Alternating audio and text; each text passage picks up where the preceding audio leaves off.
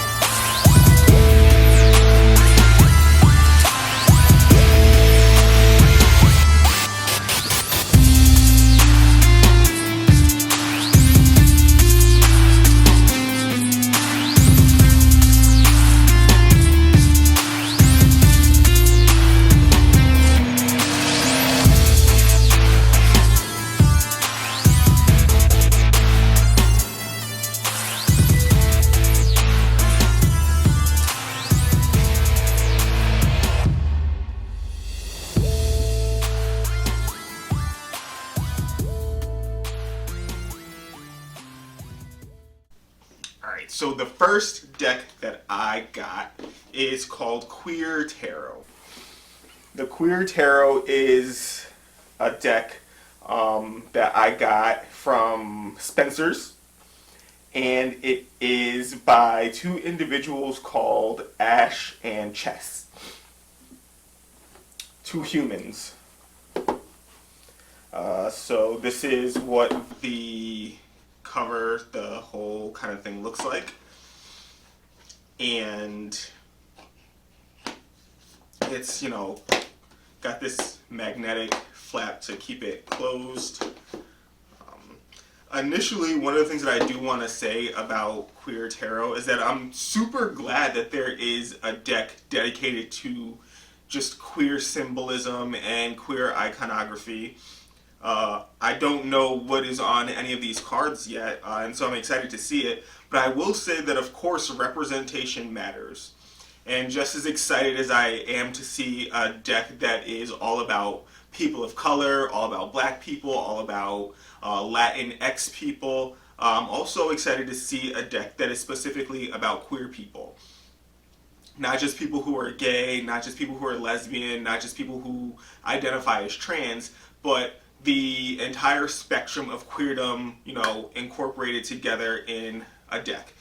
And so that is one of the preconceived notions that I'm walking in with looking at this deck, is that I'm really hoping that it's just not gay people, it's just not lesbian people, it's just not bisexual people, that it is inclusive of whatever might fall underneath the umbrella of queer. Because, of course, representation matters, and seeing a deck that demonstrates how people who are queer coexist is super exciting. So automatically, that's what I'm hoping is going on in this deck.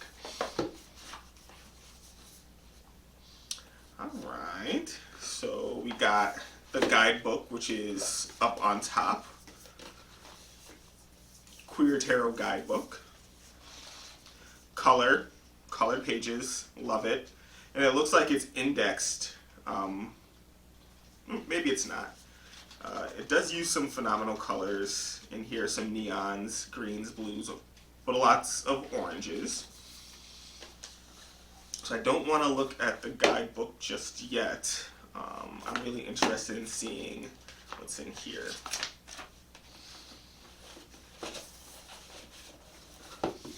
Alright, so here's the deck.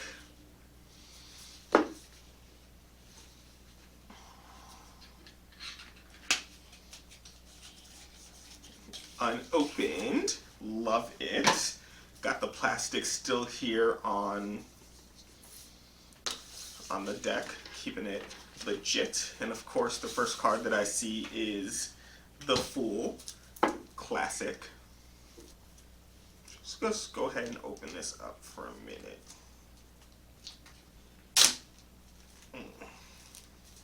Got it.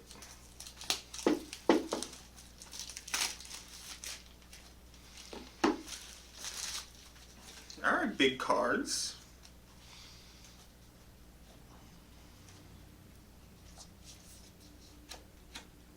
Alright. Alright, so off the bat, we got the Fool, of course. One of the things that I'm noticing is that the Fool is pretty femme-presenting. There is a rainbow off in the back, a spectrum, and the spectrum here does include black and brown, which is dope on a rope.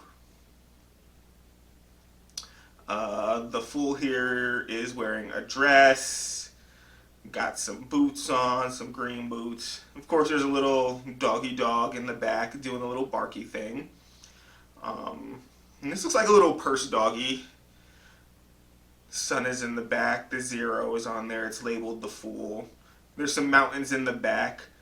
The backdrop on the sky is white, all white.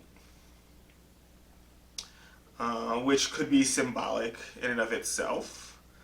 And then, there's just like some sparklies, just like around the figure. Almost like there's just like glitter falling around them. The ground that the Fool is walking on does not seem to be the same color as the mountains in the distance. There's some good use of oranges and pinks here for the ground.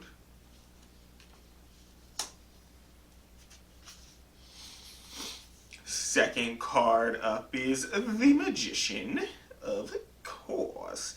This Magician is, again, slightly, not slightly, is femme-presenting. But this Magician appears to be bald. Dope on a rope.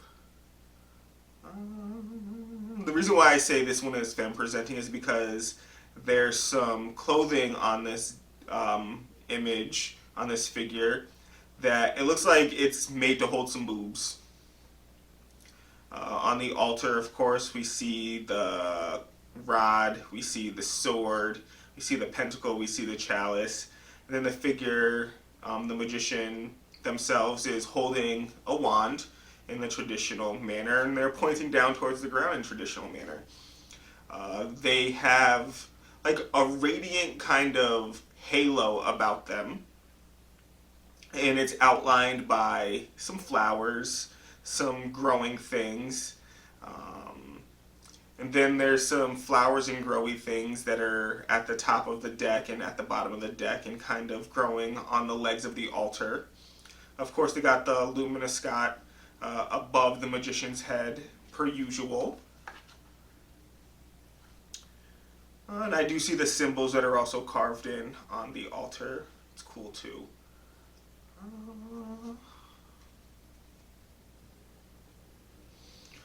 The High Priestess, black person, wearing some lipstick. The crescent moon is down at the bottom. They continue to sit in between the black and white pillars, which I think are Jacinth and Boaz, if my memory serves correctly. There's also kind of like the pomegranate theme that's still going on. in this one, like in the Rider-Waite-Smith tarot. This black figure is wearing what looks like some African style clothing. They got a purple head wrap on their head. That's pretty dope.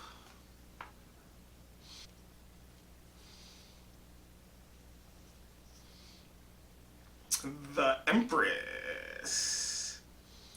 All right. Empress is wearing a romper.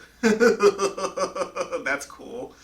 Of course, sitting on the comfortable throne. Got some running water in the background, of course. Got some greenery going. This one's got some blonde hair going on.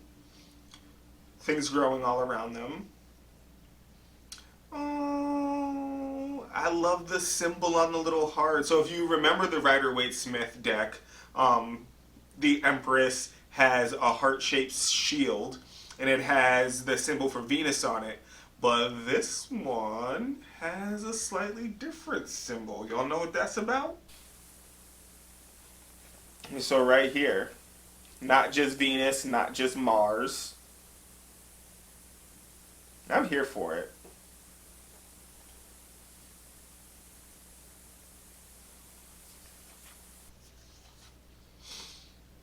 Actually, I'm going to put that one out there because that is part of what I want to talk about.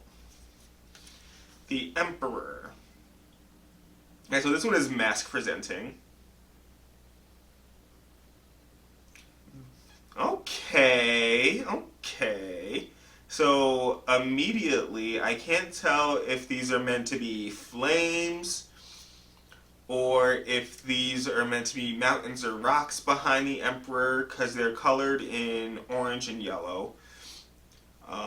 And then there's some flowy, what appears to be water kinds of things by the throne of the Emperor. Got some nice colorful ram's heads, in the same places where they would be on the Rider-Waite-Smith, but lots and lots of color.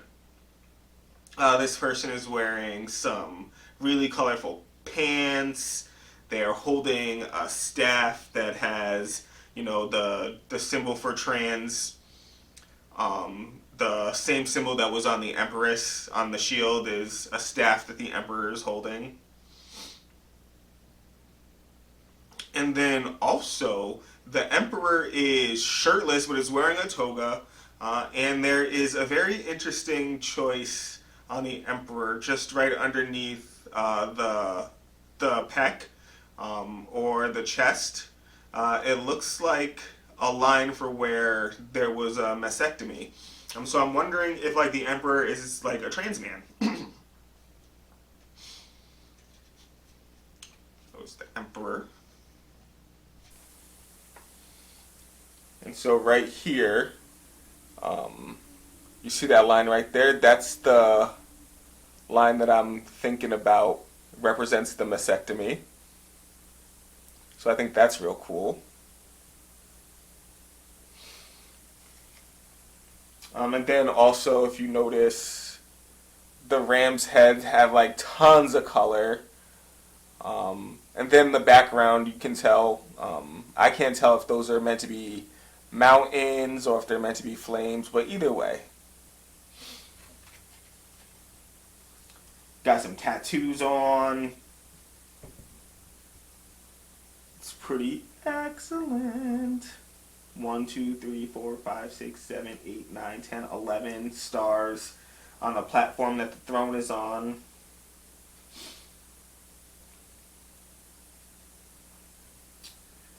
I don't know if that's significant, but it is a master number. 1, 2, 3, 4, 5, 6, 7, 8, 9, 10, 11, 12, 13, 14, 15, 16, 17, 18, 19, 20. 20 stars on the throne itself. So 20 equals 2. So does 11 actually, if you were to reduce it.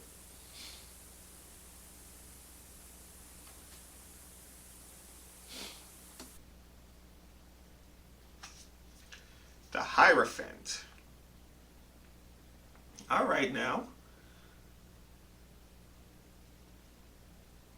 Got some greens, some pinks, some lavenders. Also a mask presenting person.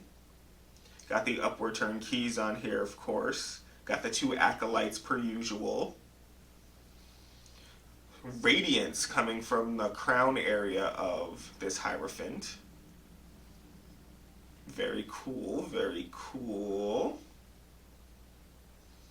In this particular one, I can almost kind of make out a bun on one of the backs of the heads and just like a regular kind of haircut on the other. But because this is the queer tarot, I don't want to make any assumptions about whether or not hairstyle indicates gender, you know? But in the traditional Rider-Waite-Smith deck, the acolytes on the Hierophant have like that little baldy thing. So yeah. Okay, now the Lovers. All right, so the Lovers look like two femme-presenting individuals. And, you know, I definitely don't want to make any assumptions about whether or not one is a dude or is a girl. So I'm just going to go ahead and call them femme-presenting. Keeping in mind that, of course, like someone could be in drag in this one. If that's kind of like, you know, included in here. But the Lovers have two femme-presenting people. One is wearing a halter top with strawberries all over it. Another one is wearing like a tunic, and they have some pink stockings coming all the way up. It looks like they're, you know, held up with and connected to a garter a little bit. The angel, where the angel usually is in the Rider-Waite-Smith deck, is someone who appears to be masculine to a degree. Like there's an exposed hairy chest and, you know, exposed kind of beard, but the hair is pink. There's clearly some eyeshadow. There's clearly some lipstick going on. They are, of course, in the clouds, and in the back there are some pink mountains.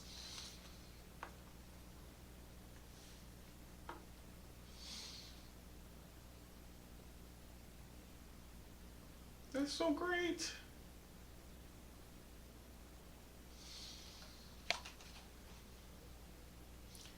I wonder if there's a specific choice behind like the color patterns and like the checkers and stuff that's included in the clothing. Because so far, very many of these cards, with, you know, the exception of the High Priestess so far, almost every character has like a checker pattern in their clothing. And I'm wondering if that's a symbolic representation.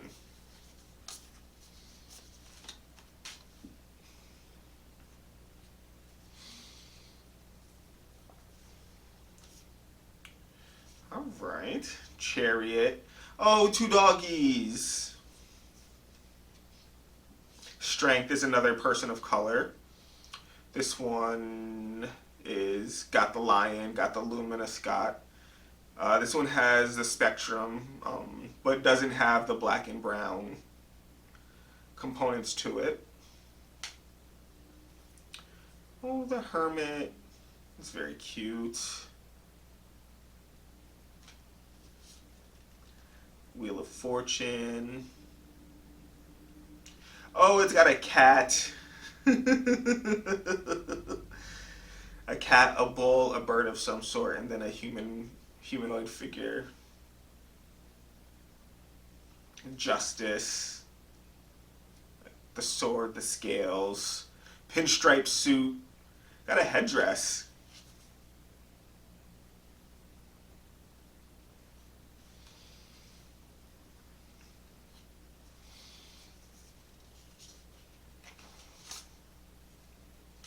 Death. I love it. Death has a baseball cap on. I'm so here for it.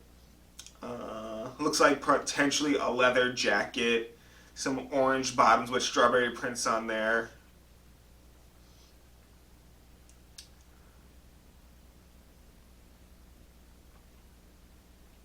Person of color in the death card as well.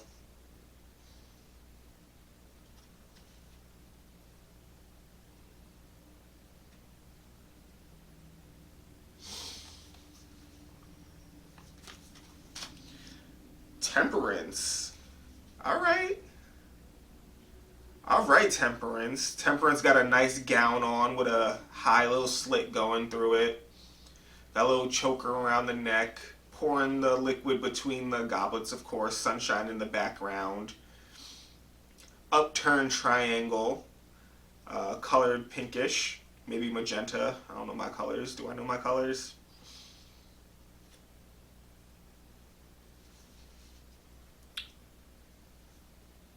The Temperance is giving Tim Curry in Rocky Horror Picture Show, but in high fashion.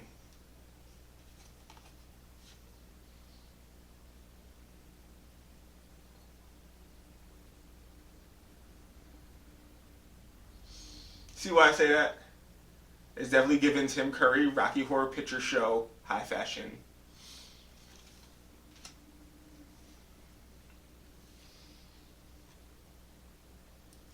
The devil is giving Karen-ish vibes.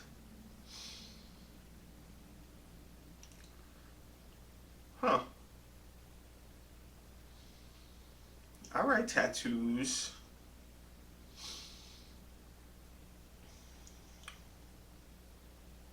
Alright.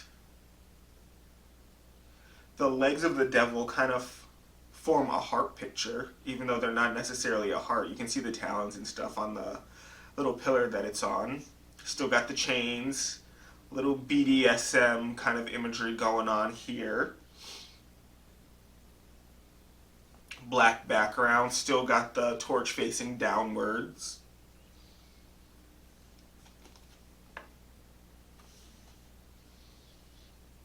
See how the heart, or see how the legs kind of make a slightly heart symbol, even though that's, you can tell, like, once you get up close, you can see the talons and stuff. But it kind of looks like a heart. And I think that might be one of the keys to understanding the devil card, is that it looks like love, but it's really not.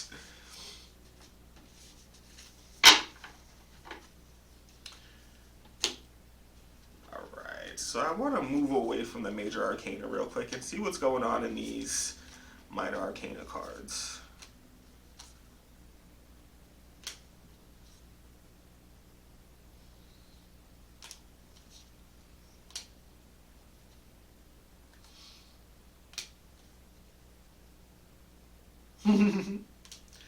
Alright, so now we in the Wands place. Ace of Wands. Just a hand with some done sharp fingernails. Handing out that staff. Got the rainbow in the background. It's black, gray, white, purple.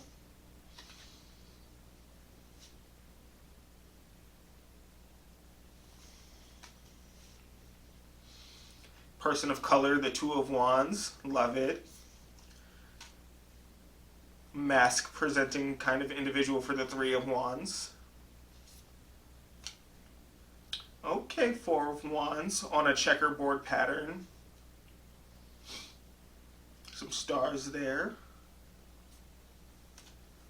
Everybody fighting in this Five of Wands.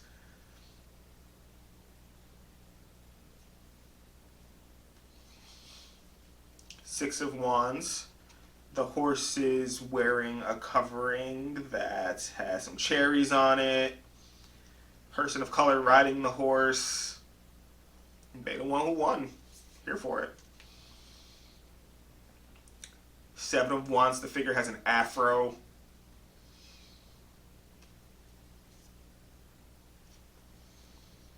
Nine of Wands. Another person of color. Okay, diversity.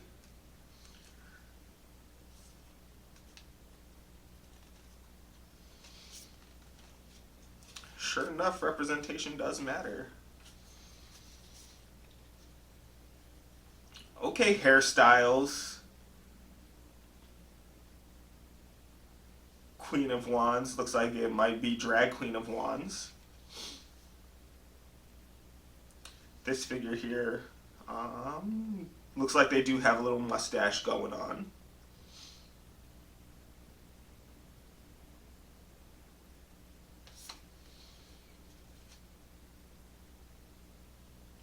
Okay, and then the King of Wands looks a little bit femme presenting for sure. I love it. In the back, they got the Ouroboros, the lion, and a puppy. It looks like a little poodle.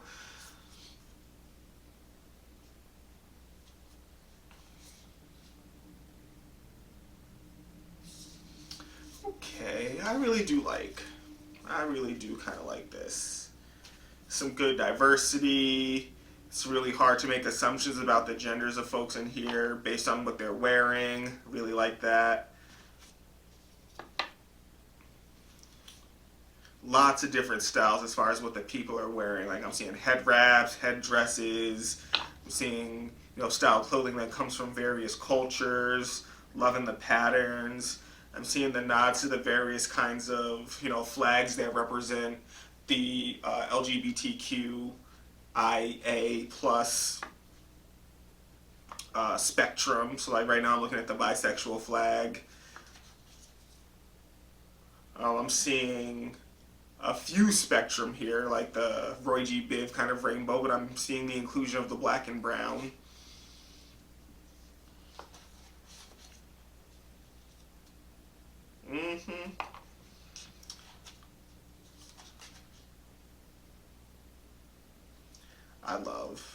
I love what they're doing with the facial hair as well. I'm really seeing, the various different ways that facial hair grows on people, on mass presenting people. Like I'm seeing that represented here as well.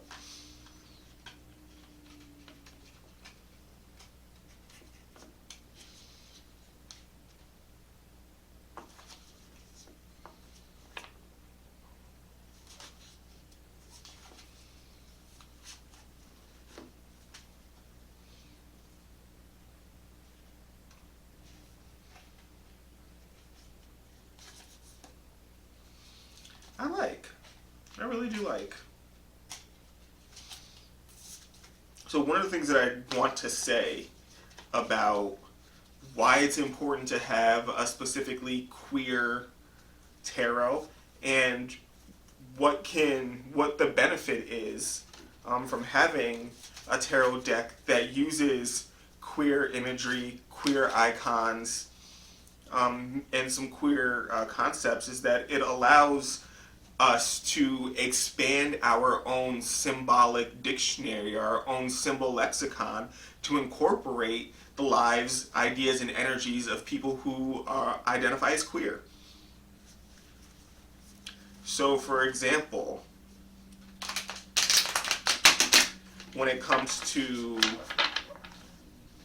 communicating with spirit clairvoyantly, and the spirit that you're working with is, they only have symbols that you recognize or can easily draw into memory, right? If they show you a symbol, you might not know what it is, you might not recognize it, you might have to go searching for it, and that's part of how a message gets warped.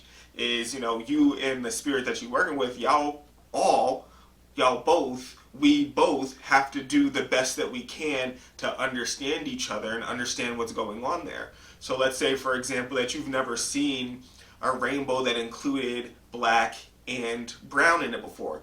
You might not have any idea what your spirit is trying to tell you if they show you that. Or if you have seen it before, but you've never researched what it meant or why it's like that, you might not know what it is that your spirit is trying to communicate with you by specifically showing you a rainbow that includes black or brown.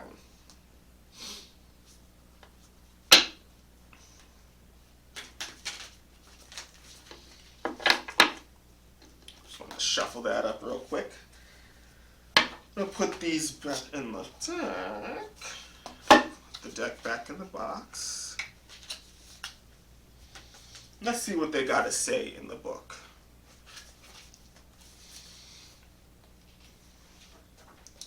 Welcome to the Queer Tarot Guidebook, a tool we hope guides you on your path to self-discovery and self-love. Tarot is a wonderful way to explore how you perceive the world around you and the situations you face in your day-to-day life.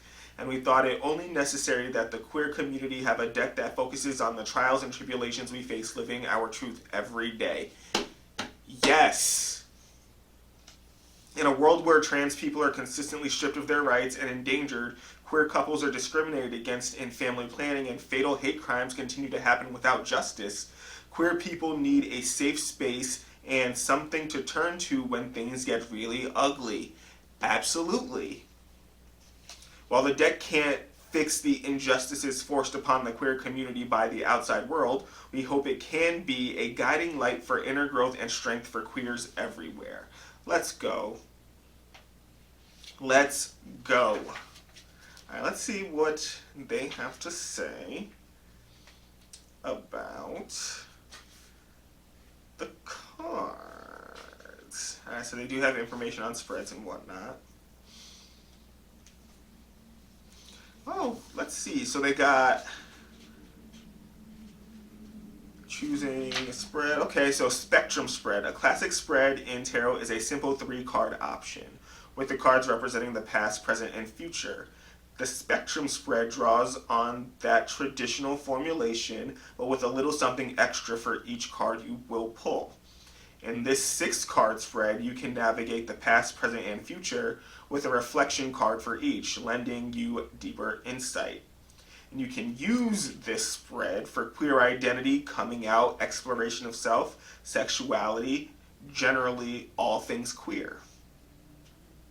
Okay. Identity spread. The identity spread is a simple 3-card spread that is intended to help you pinpoint what might be holding you back from living your fullest potential at this moment in time. Whether you are questioning your gender identity, your sexuality, or even your beliefs, this spread can be a simple way to start unpacking those feelings. So you use this when you feel stuck, when you lose sight of yourself, when you don't know who you are, or if you want to be coming out. Oh, I like it. I love it. A spread for when you're feeling doubtful or unconfident. A spread for exploring dynamics in relationships. Next steps, connection to people, and entering new relationships. Important. All right. I'm so here for it. I really like that this includes some information about using a spread for coming out, working towards understanding personal identity from a queer perspective.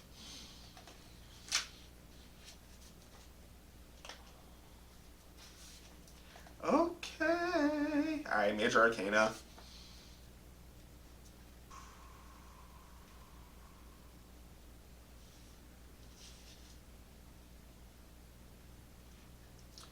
Alright.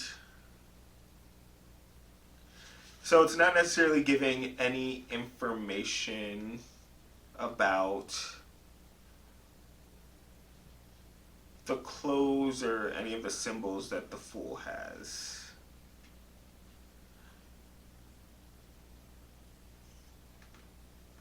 Okay.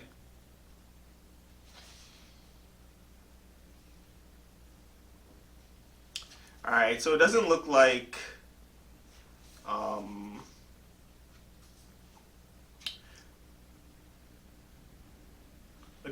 they're giving any information to any symbolism that may have been encoded in the clothing or on the card. It does talk about who the models are for the card, though, and the gender pronouns that they use. So we got some they, she's, they, them, they, he, him, she, her.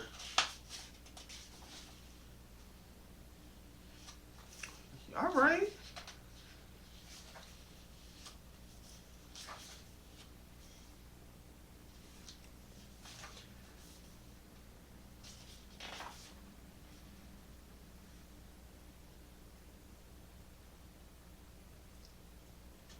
We got a they, him, she.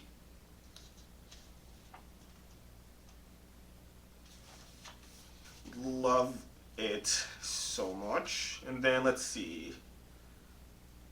And I'm looking at the entry for the Six of Cups right here. Alright, so it's given some detail about the card and what it means, of course, but they're not giving any information about what any of the symbols mean in here.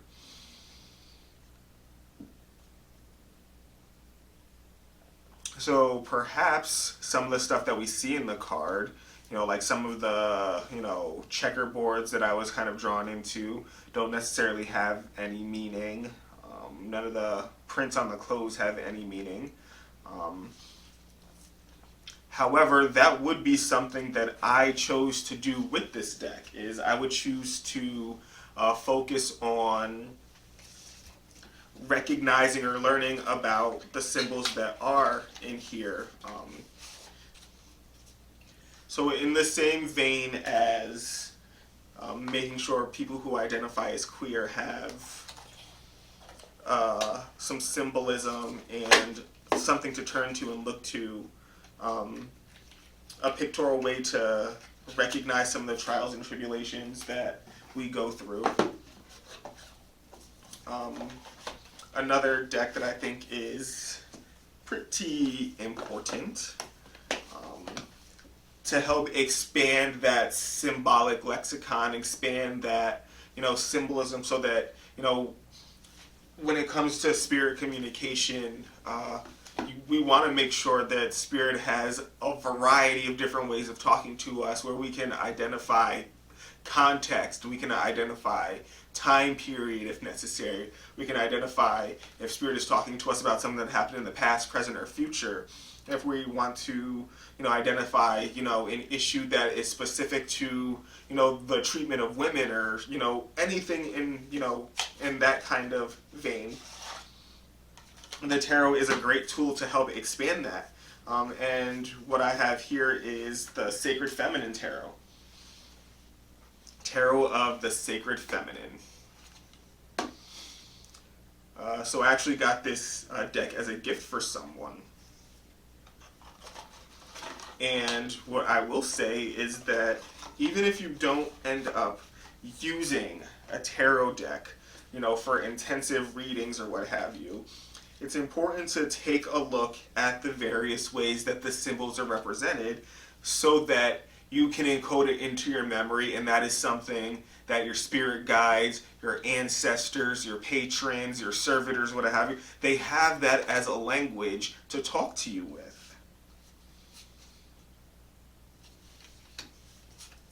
So the Tarot of the Sacred Feminine has all femme-presenting characters.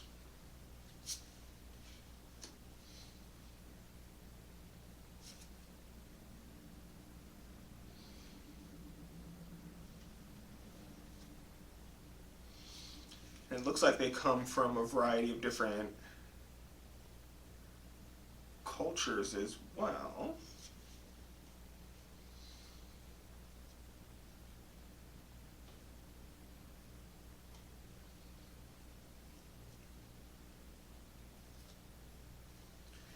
And it showcases women in a variety of different positions. So some are nurturing and, are feeding children from their bodies. Some are scowling.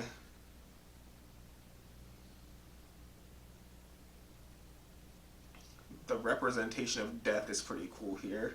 It's just got a woman with her mouth open, with people walking into that. Like, that's where y'all going, right into the mouth of the crone. That's dope.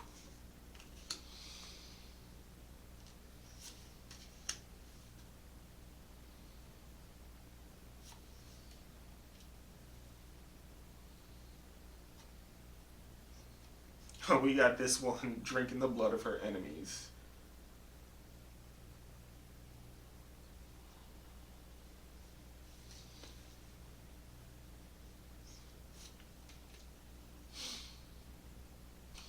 Got another one on the battlefield.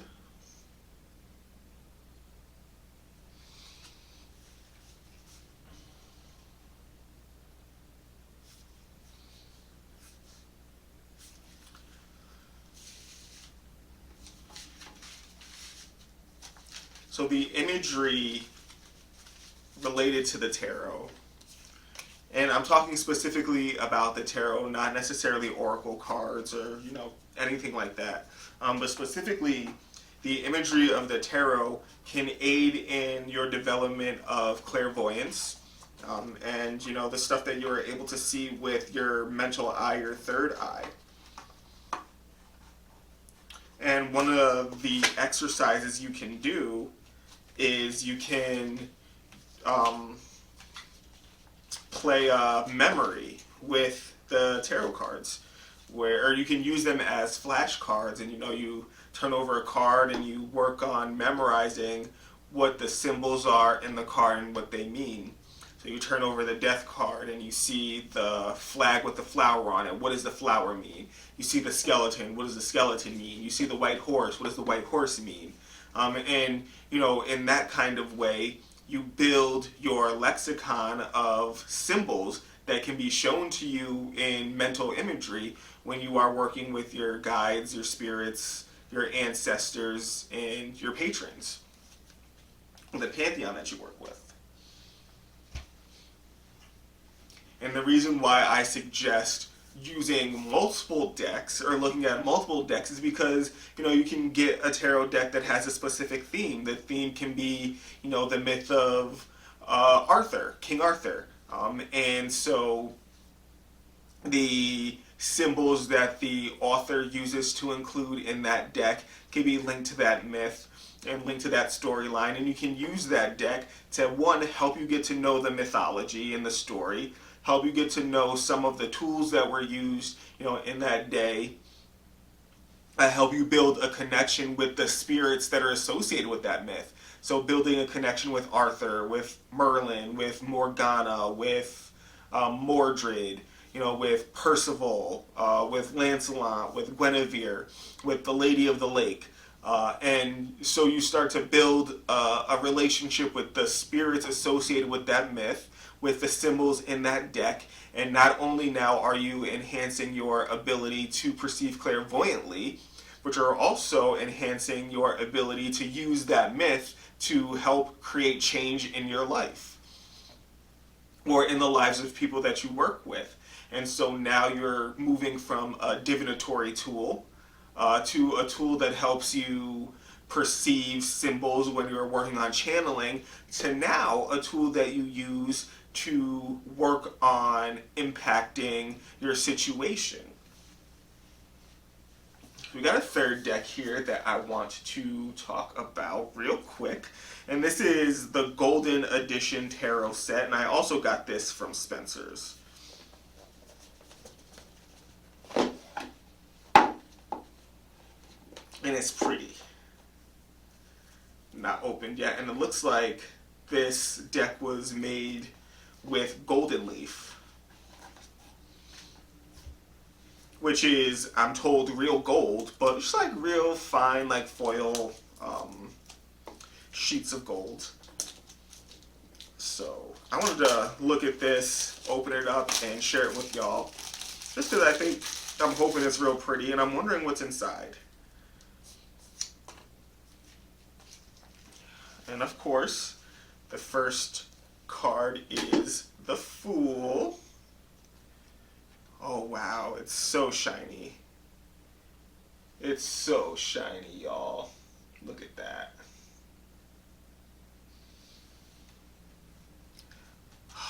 They're all gold. Look at this. They're all gold. This is the Magician right here.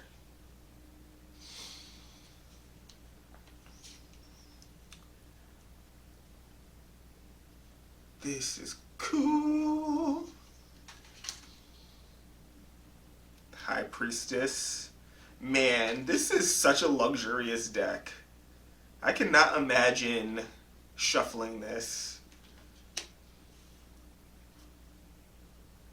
And so that right there automatically illuminates an attachment. So if you've been watching from the first episode, the first episode that I did was about values, and I talked specifically about the yamas and the niyamas and the Correllian virtues. And my desire to not shuffle these to kind of maintain their integrity is demonstrating an attachment to this non-physical item. I want to keep it intact for some reason. Every single last one foil. Oh wow, the tower.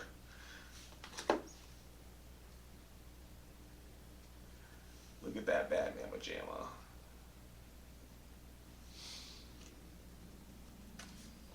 The sun is all of these cards are so gorgeous. So with these cards, I don't know, how would I want to use them? How do I want to use them? These are novelty, of course.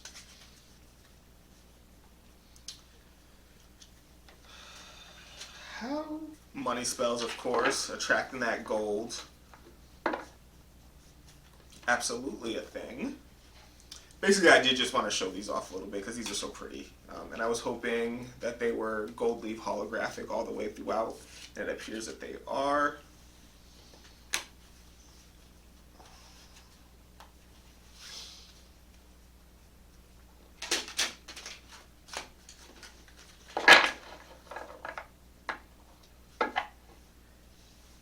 Work on not building an attachment to these bad mamma jammas, because I don't want to be all mad and devastated when they get candle wax on them, or if a piece of stray ember from an incense or a candle lands on it.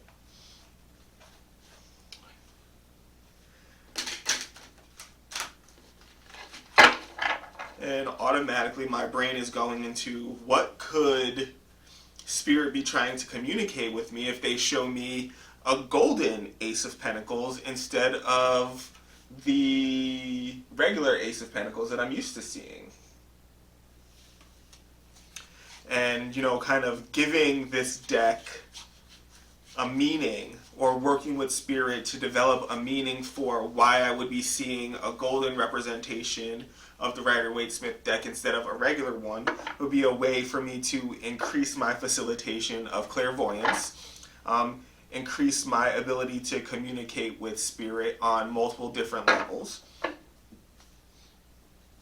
And then for magic, how can I use these and the energy that's bound up in these as a holographic golden deck to increase magic? So if y'all stay tuned for more episodes, you will likely see how I manage this, or you'll see these again. But I basically just wanted to do an unboxing, talk about the importance of expanding your repertoire of symbols, and how that can impact, you know, your oh, it's got a velvet bag. That's nice. Squirrel. But yeah, so how using tarot for, you know, expanding your ability to practice clairvoyance, expanding your confidence in, you know, channeling spirit messages, because you will be able to go back to your tarot and be like, okay, that's what this symbol is. So from now on, I know that whenever Spirit shows me this symbol, you know, this is what it means, this is what it's for, what have you, what have you. So we looked at 3 decks, everywhere from mild to wild, and, you know, across different kind of ways of thinking and being. So we looked at the queer, and we spent quite a bit of time on that. And we looked at the sacred feminine as a different way of recognizing how, you know, the sacred feminine can show up and impact how we think about symbols. And then we took a look at it like a very pretty, just standard Rider-Waite-Smith deck that was all golden.